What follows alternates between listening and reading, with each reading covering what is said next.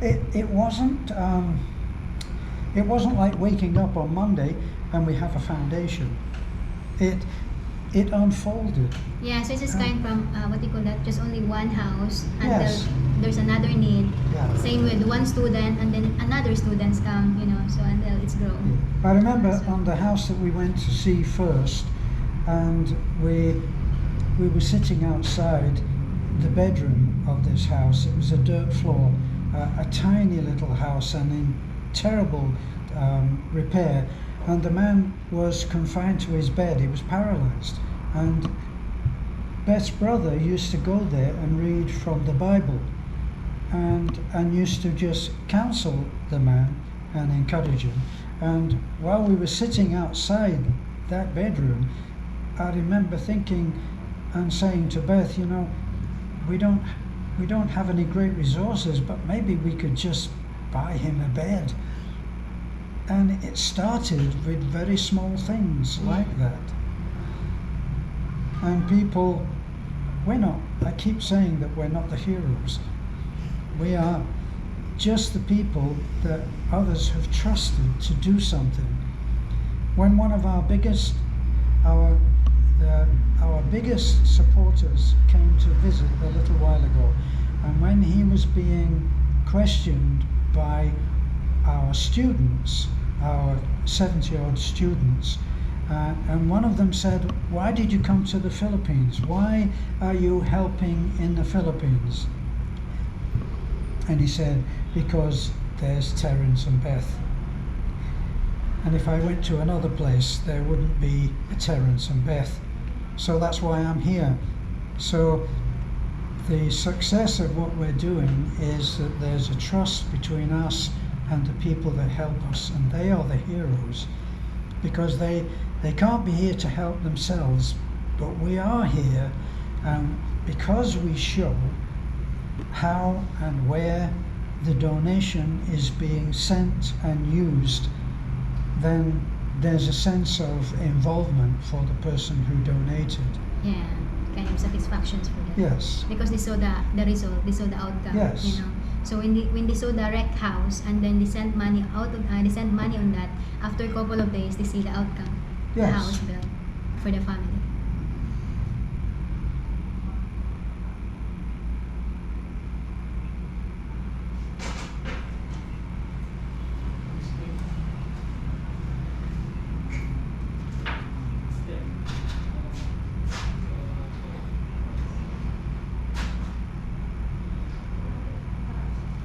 Yeah, so we have a housing program.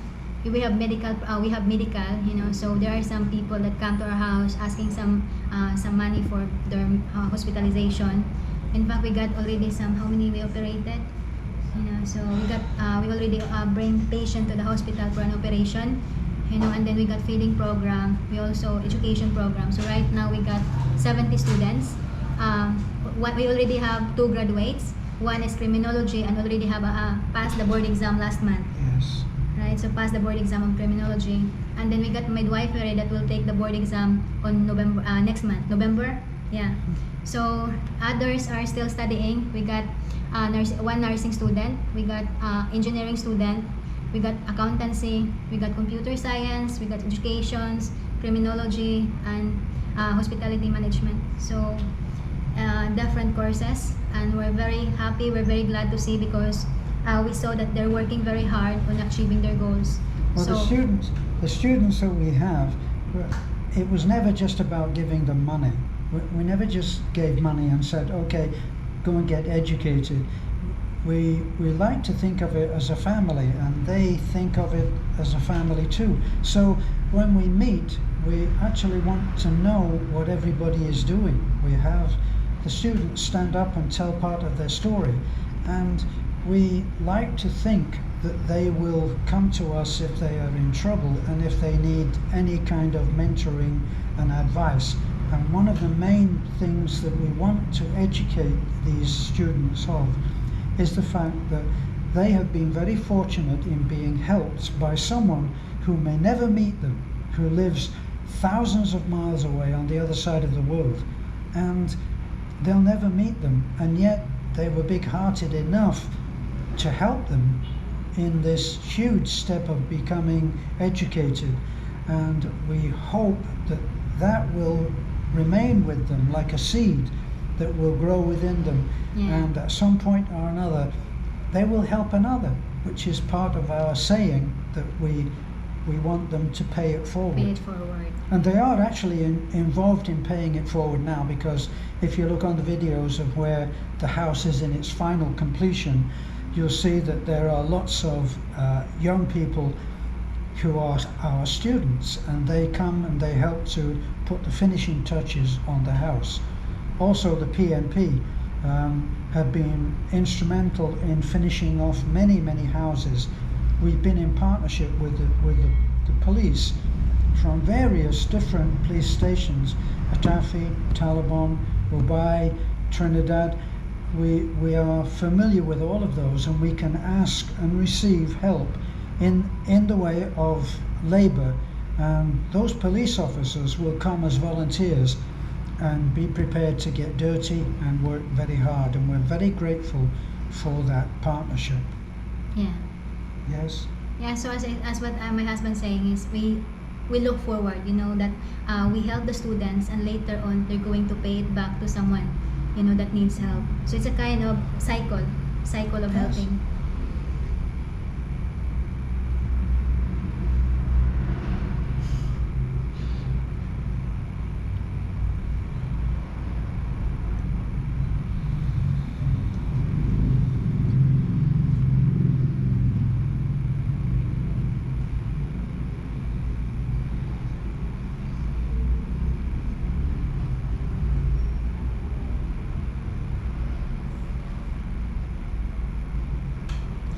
Well, we came to live on Bohol, and really it was here that foundation.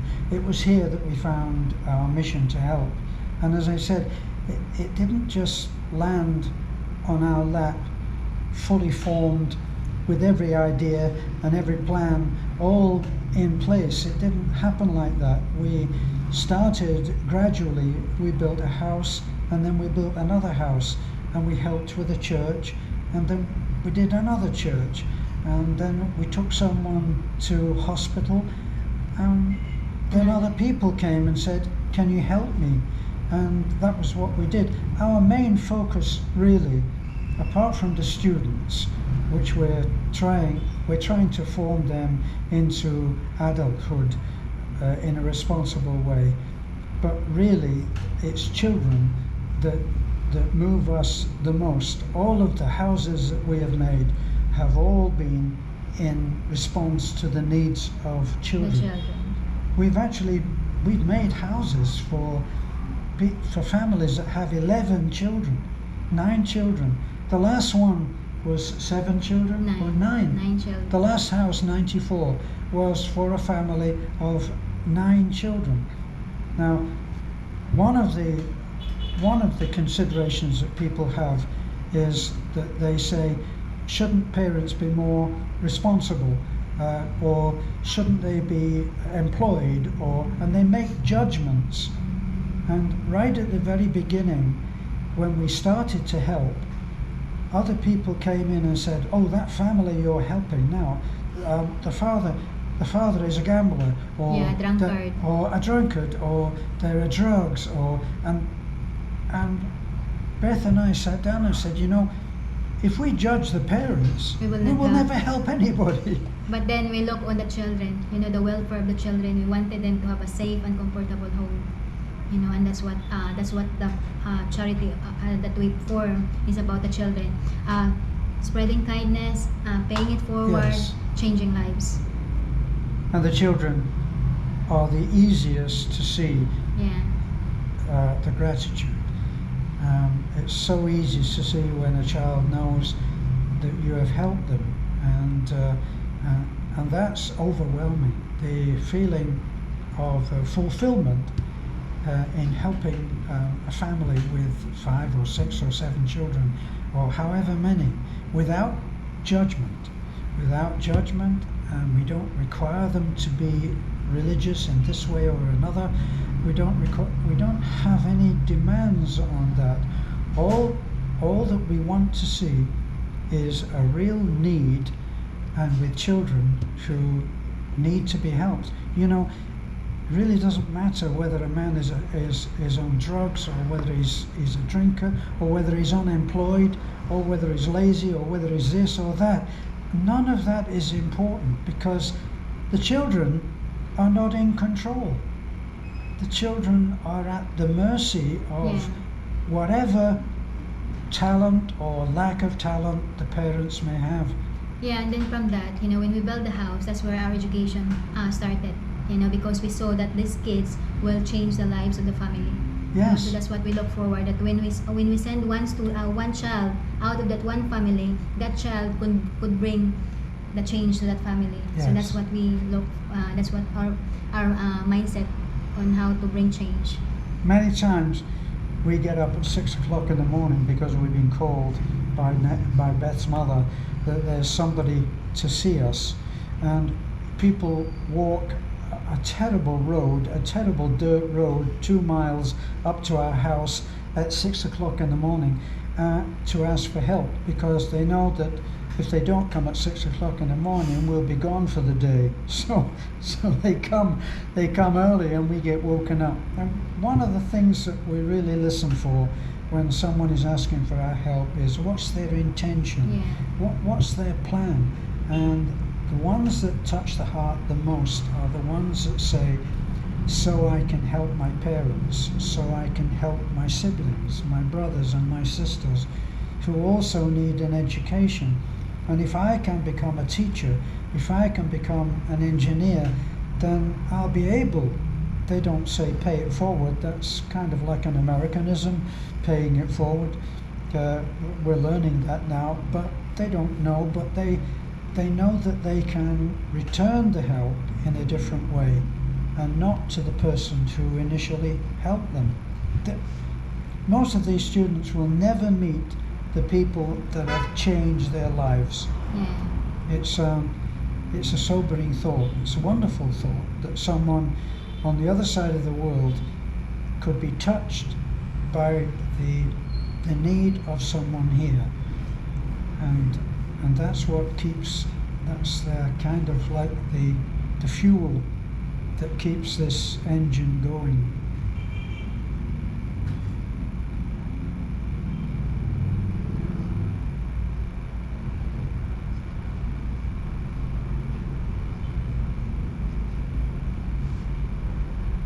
The biggest challenge at the moment, even though it hasn't stopped us so far, it took over 2 years of filling in paperwork. We were rejected 6 or more times. We put the application in, we filled in the forms, we met the requirements, and then we put the application in. It was sent back. It was rejected. So we did the whole thing again. We sent it in. It was rejected. That happened 6 times before finally, after 2 years, we were granted the approval of our registered charity. Now, then we were told that in order to solicit funds in the Philippines, we needed to have a solicitation permit. And we are 2 years, is it 2 years or 3 years? 3 years. 3 years into submitting applications which are refused for something. The last time that it was sent back was because it had taken so long to make the other changes, and then they said the dates are wrong. You need to fill in the dates or something like that, and then it was sent back again. So this is the most frustrating thing, because here we are after Odette. The governor of Cebu came on and said on media, over 100,000 people are homeless. And here we are trying to raise the funds to be first responders, to build houses. You know, we can build a house for a family and change a life of 7, 8, 9, 11 children in 2 weeks. So anybody that at the moment, it's people in Australia, in Germany, in Norway, the US, in the UK, who are funding all of the work that we do. But after being seen on our channel, we can usually get that family into a new house, a simple, modest house, in 2 to 3 weeks. That's how fast we have a work. We call them the Superman team, and they build a house in 2 weeks, and we're being held back right at this time when so many people are still homeless, still don't really have a roof over their heads, and we can't ask for funds in the Philippines. See, so instead of being able to go to companies in the Philippines and say, this is what we're trying to do, this is something that you can return to the people, we can't do that. We have to rely on foreign donations, and we could do so much more if they would just give us the approval to work and raise funds in the Philippines. It's an irony, isn't it, that Filipinos are not allowed to help Filipinos.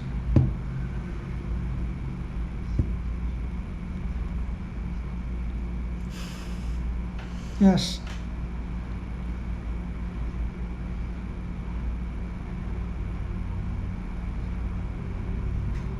Yes, sir. Yes. Yes. We don't intend that it will always be just Beth and I working. At one point when we started working, in anticipation of being able to raise funds, we didn't realize the difficulties that were coming. We did have a whole team in place ready, but we were not able to continue at that level.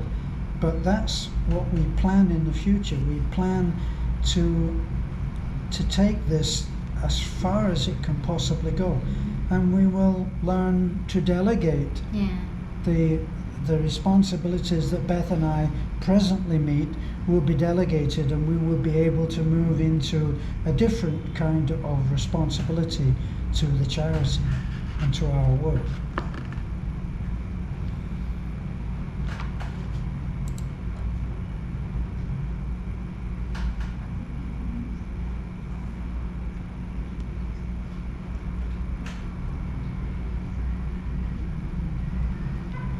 Yeah, so we're still gonna continue doing the processing on our solicitation permit, so we could able to expand more, and at the same time give encouragement to the students to work hard, to study hard, because the results will be benefiting on their family, by changing the lives of their family, and also having some more projects to come. I think it will just grow exponentially. This started as a dream.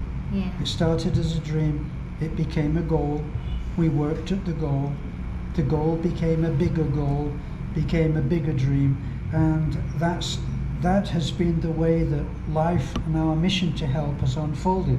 I keep saying that if we can do this on a few $1,000s in donations, then think what we could do if one of those rich movie stars will only give us $1 million, then we could really, really help. So if any of those rich movie stars are listening to this, then that's the next step. Somebody send us $1 million. It's only $1 million.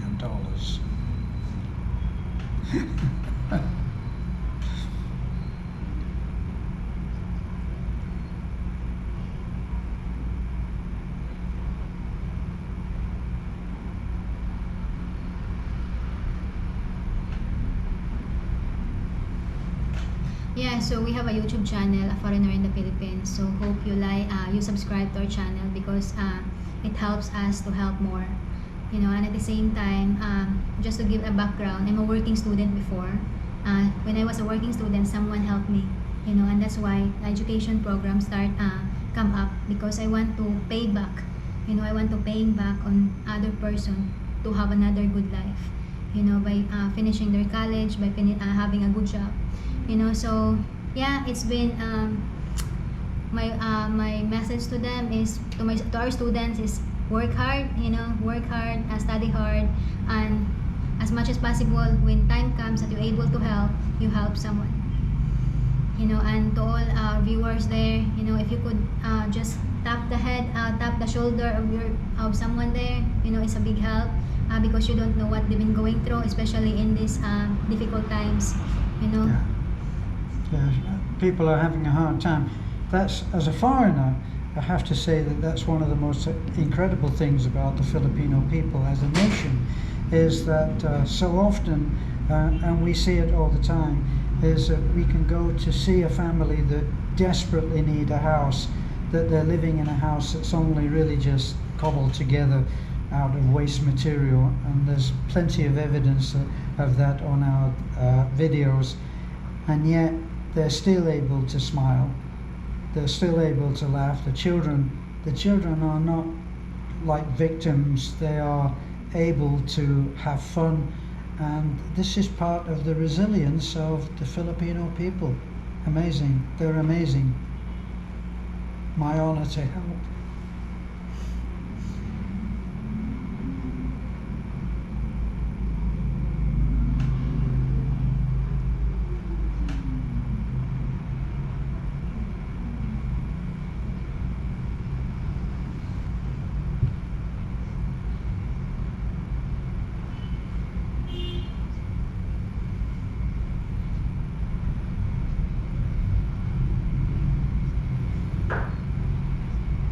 Okay, sir.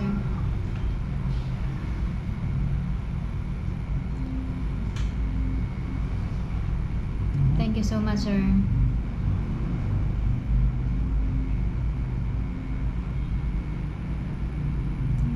I think we presently have about 15,000 videos on our channel. So I think there's probably a little material you'd be able to use. Thank you, sir. Yes, Okay. yes, we'd be very happy to. And thank you for your help and your interest. Thank you, sir. God bless.